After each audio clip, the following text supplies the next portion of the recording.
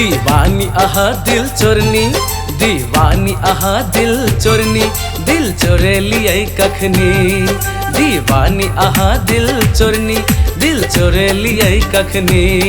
हर हाल में आही साल में, हर हाल में आही साल में, आही सकरब मंगनी। हे रे हजुरलाई लाउने हेरो लाग्छ सयौजुनी। हे रे हजुरलाई लाउने हेरो लाग्छ सयौजुनी।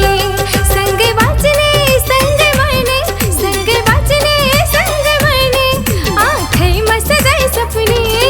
दीवानी आहा दिल चोरनी, दिल चोरे लिये कखनी। हे रे हजुरलाई लाउने हेरो लाग्छ सयौजुनी।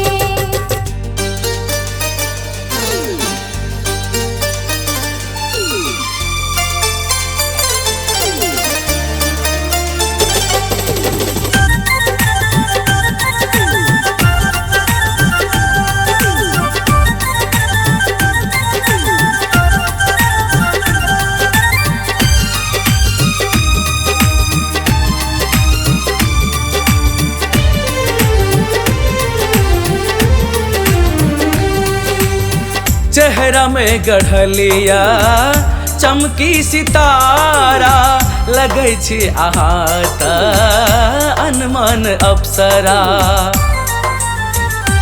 हो चेहरा में गढ़लिया चमकी सितारा, लगै छी आहा त अनमन अप्सरा। यो जीवन जवानी सुबे सारा हजुरलाई नै प्राण प्यारा।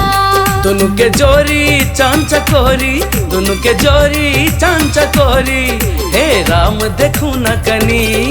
हे रे हजुरलाई लाउने हेरो लाग्छ सयौजुनी। दीवानी आहा दिल चोरनी, दिल चोरे लिये कखनी।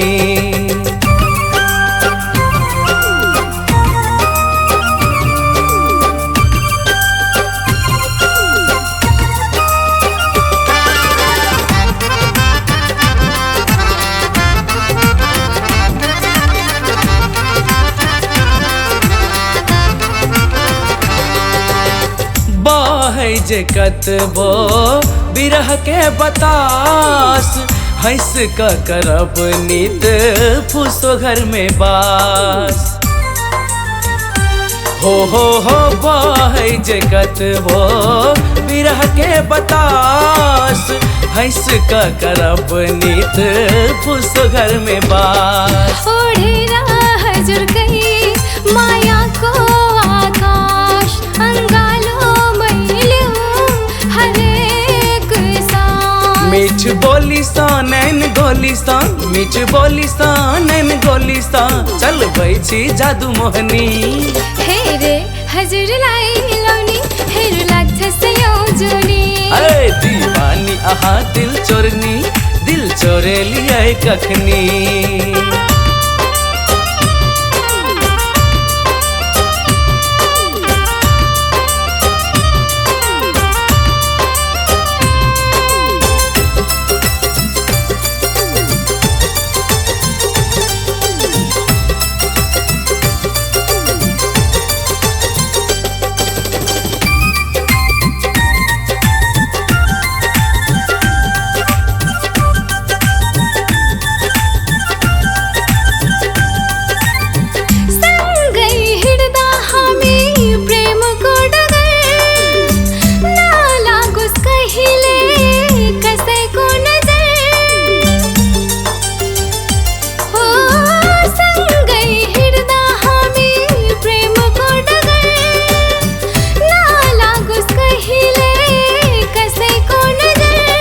छोड़ा सा पहिने ई हाथ हमर, मर देव बरू चटा का जहर।